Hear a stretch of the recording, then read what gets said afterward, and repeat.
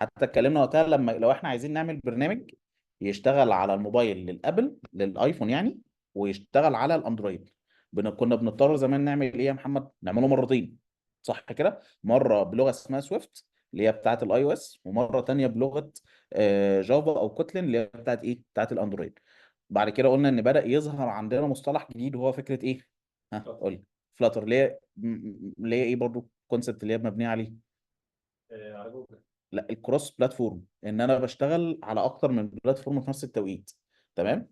فاصبح ان الكومبايلر بتاعي بقى اكثر ذكاء، ان هو بيقدر يحول اللغه بتاعتي اللي هي كانت مكتوبه بلغه ايه؟ فلاتر، آه، دارت. ده. تمام. بيقدر يحول دارت دي مرتين، مره لجافا ومره لمين؟